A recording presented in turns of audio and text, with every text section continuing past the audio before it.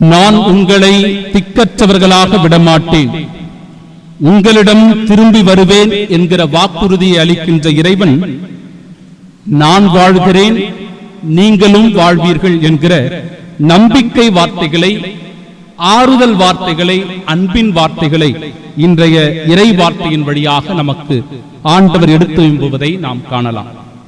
என் அன்பிற்குரியவர்களே, இன்றைய இறை வார்த்தை அன்பினை பற்றி போதிக்கிறது. கடவுளை அன்பு செய்கிறவர்கள் அல்லது கடவுளால் அன்பு செய்யப்படுகிறவர்கள் எப்பேற்பட்ட மனநிலையை கொண்டிருக்கிறார்கள் என்பதை இது நன்றாக நமக்கு எடுத்துரைக்கிறது.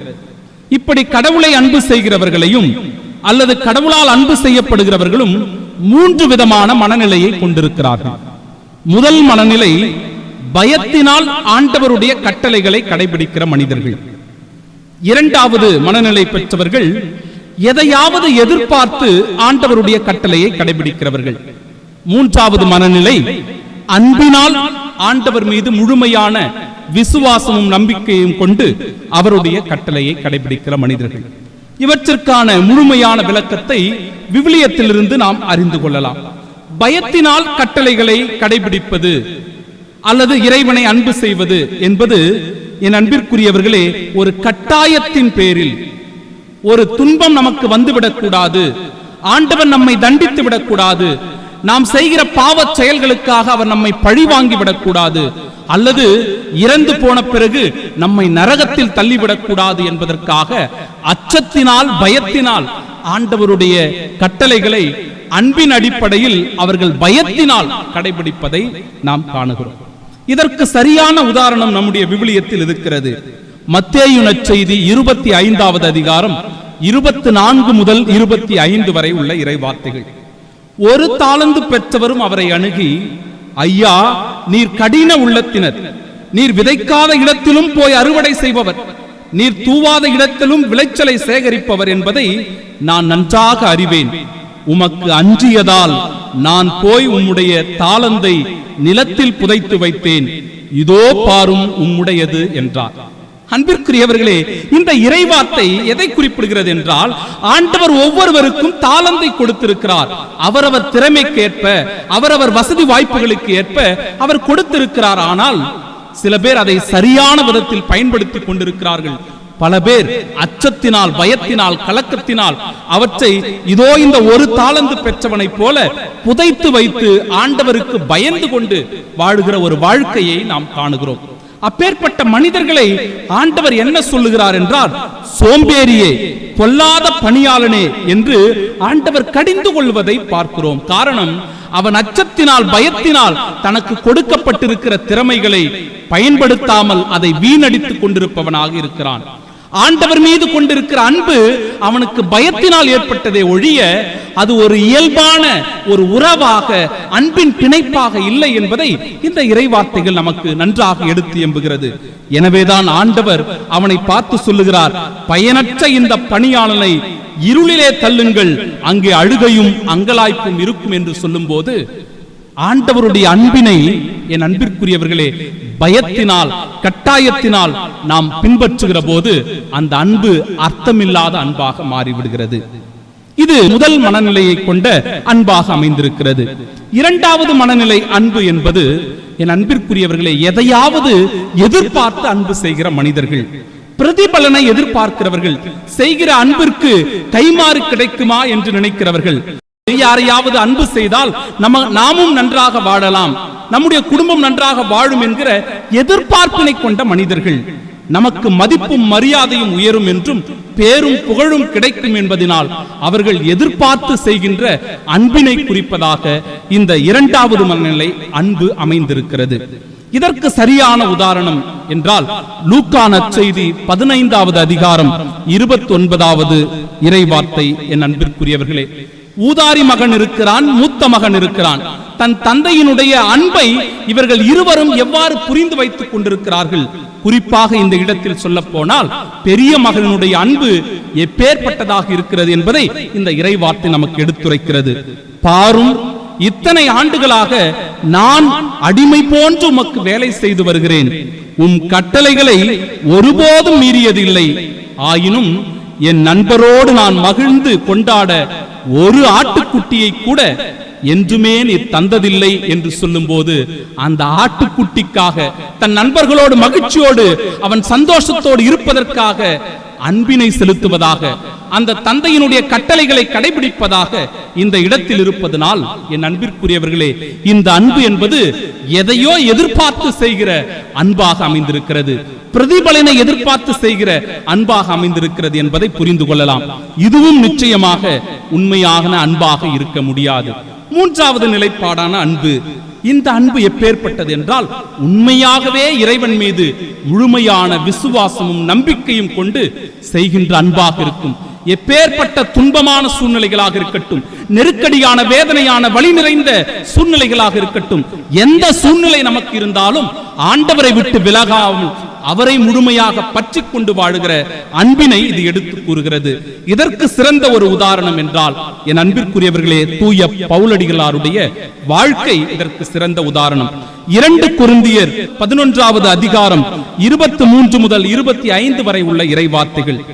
பன்முறை சிறையில் அடிபட்டிருக்கிறேன். இது யாரை பற்றி குறிப்பிடுகிறது என்றால், தூய பவுலடிகளாருடைய வாழ்க்கை பற்றி அவர் குறிப்பிடுகிறார்.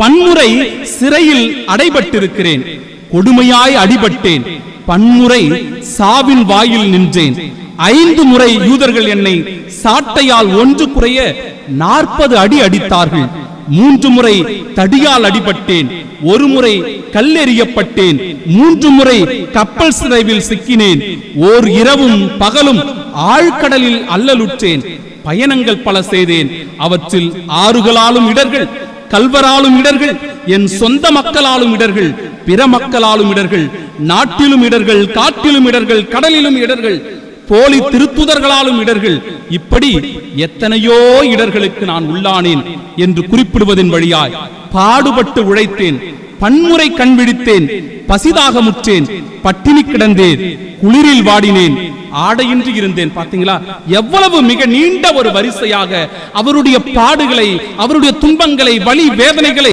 இந்த இடத்திலே தூய பவுலடிகளால் விளக்குகிறார். என் அன்பிற்குரியவர்களே, இவ்வளவு துன்பங்களை, பாடுகளை, வலிகளை, வேதனைகளை அவர் அனுபவித்தாலும் கூட அவருடைய வாயிலிருந்து வருகின்ற வார்த்தையானது ரோமையருக்கு எழுதிய திருமடலில் 8ஆம் அதிகாரம் 38-39வது இறைவார்த்தை. ஏனெனில் சாவோ வாழ்வோ வானதூதரோ ஆட்சியாளரோ நிகழ்வனவோ வருவனவோ வலிமை மிக்கவையோ உன்னதத்தில் உள்ளவையோ ஆழத்தில் உள்ளவையோ வேறெந்த படைப்போ நம் ஆண்டவர் இயேசு கிறிஸ்துவின் வழியாய் அருளப்பட்டுள்ள அன்பிலிருந்து நம்மை பிரிக்கவே முடியாது என்பதே என் உறுதியான நம்பிக்கை என்று சொல்லுகிறார். என் அன்பிற்குரியவர்களே, எப்பேற்பட்ட ஆழமுள்ள விசுவாசம் உள்ள நம்பிக்கையான வார்த்தைகளாக அமைந்திருக்கிறது. எப்பேற்பட்ட துன்பங்களையும் சகித்துக் கொண்டு இது என் ஆண்டவருக்காக என்கிற ஒரு மனநிலையை, நிலைப்பாட்டை தூய பவுலடிகளாருடைய வாழ்க்கை நமக்கு எடுத்துக்காட்டான வாழ்வாக அமைந்திருக்கிறது. இப்பேற்பட்ட வாழ்க்கை வாழத்தான் என் அன்பிற்குரியவர்களே இந்த நாளில் நாம் அழைக்கப்படுகிறோம். இந்த அன்பினை பொழிவதற்காகத்தான் நாம் ஒவ்வொருவரும் அழைக்கப்பட்டிருக்கிறோம்.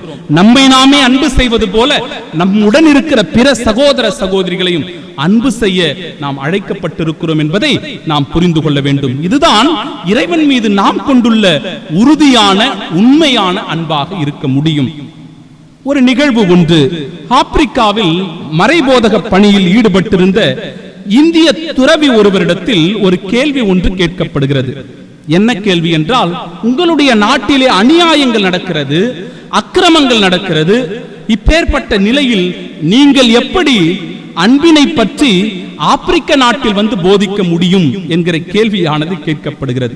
அதற்கு அந்த துறவியானவர் அழகாக பதில் சொல்லுகிறாராம். நாங்கள் ஆப்பிரிக்க மக்களிடம் சென்று அன்பை பற்றி போதிப்பதில்லை, அன்பை பற்றி போதிப்பதில்லை, மாறாக அங்குள்ள மக்களை அன்பு செய்கிறோம் என்று சொன்னாராம்.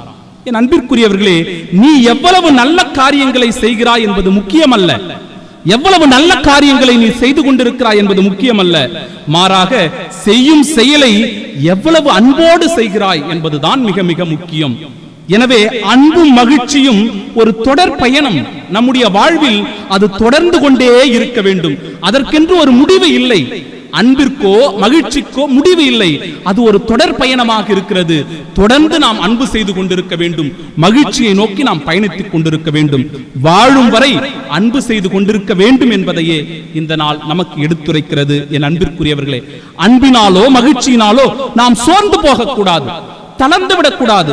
ஒருபோதும் நாம் நிறைவு காணக்கூடாது, போதும் என்கிற மனநிலைக்கு வந்துவிடக்கூடாது. இது ஒரு தொடர் பயணமாக நம்முடைய வாழ்வில் நிகழ்ந்து கொண்டே இருக்க வேண்டும். என் அன்பிற்குரியவர்களே, ஒரு அழகான ஒரு கதை ஒன்று உண்டு. ஒரு அரசன் ஒருவன் தன்னுடைய அமைச்சரை கூட்டிக் கொண்டு நாடு முழுவதும் சுற்றி பார்ப்பதற்காக போகிறான்.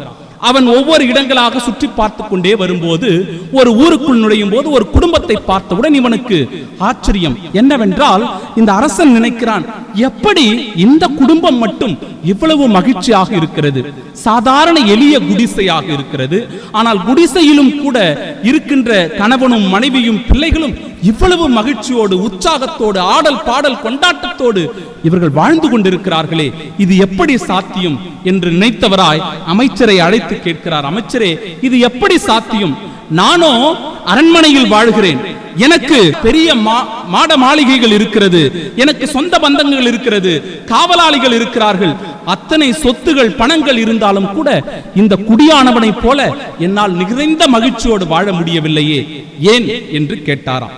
அதற்கு அந்த அமைச்சர் அரசரிடம் இவ்வாறு சொல்லுகிறார், அவர்கள் 99 கிளப்பினுடைய உறுப்பினராக இல்லை என்று சொன்னாராம். அவர்கள் 99 கிளப்பினுடைய உறுப்பினராக இல்லை. அது என்ன 99 கிளப்? அப்படி என்ன அதில் ஒரு ரகசியம் அடங்கி இருக்கிறது? எனக்கு சொல்லுங்கள் என்று அரசன் அமைச்சரை பார்த்து கேட்டவுடன் அந்த அமைச்சர் சொன்னாராம், அதை நான் உங்களுக்கு விளக்கி சொல்ல வேண்டும் என்றால் எனக்கு நீங்கள் 99 பொற்காசுகள் கொடுக்க வேண்டும். அப்படி கொடுத்தால்தான் அதற்குரிய விளக்கத்தை நான் உங்களுக்கு கொடுப்பேன் என்று சொன்னாராம். சரி, அப்படியா, உனக்கு பொற்காசுகள் தானே வேண்டும் என்று சொல்லி 99 பொற்காசுகளை கொடுக்கிறார். கொடுத்து விட்ட உடனே விளக்கத்தை சொல்லுங்கள் என்று கேட்டபோது, கொஞ்சம் பொறுங்கள், உங்களுக்கு விளக்கம் வேண்டும் என்றால் ஏறக்குறைய ஒரு 6 மாத காலமாவது ஆகும், பிறகு உங்களுக்கான விளக்கத்தை நான் கொடுக்கிறேன் என்று சொன்னவர் அந்த பொற்காசுகளை பெற்றுக்கொண்டு நேரடியாக அந்த குடியானவனுடைய வீட்டிற்கு வருகிறார். குடியானவனுடைய வீட்டிற்கு வந்து அவனுடைய வீட்டு வாயிலின் முன்பாக அந்த 99 பொற்காசுகளையும் வைத்துவிட்டு போய்விடுகிறான். காலையில் எழுந்து அந்த குடியானவன் வெளியே வருகிறான். வெளியே வந்தவுடன் அவனுக்கு ஒரு ஆச்சரியம். அவனுடைய வீட்டு முன்பாக ஒரு முடிச்சு இருக்கிறது. என்னவென்று பார்க்கும்போது அதில் உள்ளே பொற்காசுகள் இருக்கிறது. எடுத்துக்கொண்டவன் விரைவாக வீட்டிற்குள் மீண்டும் ஓடி கதவை அடைத்துக் கொண்டு அதை எண்ண ஆரம்பிக்கிறான். கீழே கொட்டியவுடன் பளபளப்பாக மின்னுகிறது அந்த பொன் நாணயங்கள். வேகமாக எண்ண ஆரம்பிக்கிறான். வேகமாக எண்ணும் போது 99 பொற்காசுகள் இருக்கிறது. மீண்டும் கொட்டி அனைத்தையும் எண்ண ஆரம்பிக்கிறான். மீண்டும் எண்ணும் போதும் 99 இருக்கிறது. தலையை சொரிந்து கொண்டவன் மீண்டும் கொட்டி எண்ணுகிறான். வேகமாக 99 தான் இருக்கிறது. மனைவியை அழைத்து, அவள் இங்கே வந்தவுடனே, இது என்ன 99 இருக்கிறது, நீ சரியாக எண்ணு, 100 வருகிறதா பார்ப்போம் என்று கொட்டி மனைவியும் எண்ண ஆரம்பிக்கிறாள். 99 தான் வருகிறது.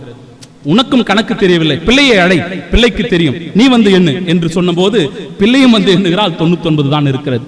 மண்டையை பீத்துக் கொண்ட இந்த குடியானவன் என்ன செய்வது என்று தெரியவில்லை. ஒன்று எங்கோ தொலைந்து விட்டது, ஒன்று எங்கோ தொலைந்து விட்டது என்று இங்கும் அங்குமாக சுத்தி பார்க்கிறான். வீட்டை சுத்தி சுத்தி ஓடி வருகிறான். அவனுக்கு கிடைத்த பாடில்லை. நாட்கள் கடந்து போய்கொண்டே இருக்கிறது. இதற்கிடையில் மனைவியானவள் கொஞ்சம் ஆவேசப்பட்டு அதில் இருக்கிற 2 பொற்காசுகளை எடுத்துக்கொண்டு போய் செலவு செய்து விடுகிறார். வந்து மீண்டும் கொட்டி என்னவனுக்கு குறைவாக இருக்கிறது, 97 தான் இருக்கிறது. இப்பொழுது அவனுக்கு கோபம் அதிகமாகிவிட்டது. நானே ஒன்று காணவில்லை என்று வேகமாக தேடிக்கொண்டிருக்கிறேன், இங்கும் அங்குமாக அலைந்து கொண்டிருக்கிறேன், இதிலே நீ எடுத்துக்கொண்டு போய் 2 செலவு பண்ணிவிட்டாயே என்று கோபப்படுகிறான் மனைவியின் மீது. அன்பிற்குரியவர்களே, நாட்களும் தொடர்ந்து போய்கொண்டே இருக்கிறது. இதற்கிடையில் அவனுடைய மகன் 2 எடுத்துக்கொண்டு போய் செலவு செய்து விட்டான். கோபம் அதிகரித்து விட்டது. சண்டை சச்சரவுகள் பெருகிவிட்டது. 6 மாத காலத்தில் அந்த குடும்பத்தில் இருந்த நிம்மதியே போய்விட்டது, அந்த ஒரு நாணயத்தை தேடி. அன்பிற்குரியவர்களே, அப்பொழுது அமைச்சர் அரசனை கூட்டிக் கொண்டு வந்தாராம். கூட்டிக் கொண்டு வந்த உடனே அந்த இடத்திலே வைத்து, என்ன ஆச்சரியம், எவ்வளவு மகிழ்ச்சியோடு உற்சாகத்தோடு ஆடல் பாடலோடு இவர்கள் கொண்டாட்டமாக வாழ்ந்து கொண்டிருந்தார்களே, இப்பொழுது சண்டை போட்டுக்கொண்டு ஒருவரை ஒருவர் அடித்துக் கொண்டு கோல் சொல்லிக் கொண்டு அமைதி இழந்து கிடக்கிறார்களே, என்ன ஆச்சரியம் என்று கேட்டபோது அந்த அமைச்சர் சொன்னாராம், இப்பொழுது இந்த குடும்பம் 99 கிளப்பினுடைய உறுப்பினராக மாறிவிட்டார்கள் என்று சொன்னாராம். அன்பிற்குரியவர்களே, இந்த ஒரு சிறிய நிகழ்வு எதை நமக்கு குறிப்பிட்டு காட்டுகிறது என்றால், இருப்பதை வைத்து மகிழ்ச்சியோடு வாழ்பவர்களை விட இல்லாதவற்றை பற்றி கவலைப்பட்டு தன்னுடைய மகிழ்ச்சியை தொலைப்பவர்களே இங்கு அதிகம். இருப்பதை வைத்து மகிழ்ச்சியோடு வாழ்வதை விட இல்லாதவை பற்றி கவலைப்பட்டு தன்னுடைய மகிழ்ச்சியை தொலைப்பவர்களே இங்கு அதிகம். என் அன்பிற்கும் பாசத்திற்கும் பிரியமானவர்களே, இந்த மகிழ்ச்சியின் இந்த அன்பின் எல்லைகளை அடைய நம் உடன் பயணிப்பவர் இன்றைய முதல் வாசகத்திலும் இரண்டாம் வாசகத்திலும் குறிப்பிட்டபடி தூய ஆவியானவர். இந்த தூய ஆவியானவர் நமக்கு துணையாளராக இருக்கிறார், நம்மை ஊக்குவிப்பவராக இருக்கிறார், நம்மை ஆற்றுப்படுத்துகிறவராக இருக்கிறார், நமக்கு சாதகமாக இருக்கிறார், நமக்கு சான்று பகர்கிறார், நீதி வழியை காண்பிக்கிறவராக இருக்கிறார், நமக்கு எல்லா நிலைகளிலும் உதவி செய்யக்கூடியவராக இருக்கிறார். இந்த தூய ஆவியானவரை இருக்க நாம் பற்றிக் கொள்ளும் போது, இந்த துணையாளரை நாம் எப்பொழுதும் துணைக்கு அழைக்கும் போது அன்பும் மகிழ்ச்சியும் கொண்டு ஒருவர் மற்றவரோடு நாம் மகிழ்ச்சியோடும் நிம்மதியோடும் வாழ முடியும். இப்பேற்பட்ட உன்னத ஆசீர்வாதத்திற்காக இந்த திருப்பலியில் உருக்கத்தோடு மன்றாடி வேண்டுவோமாக. ஆமென்.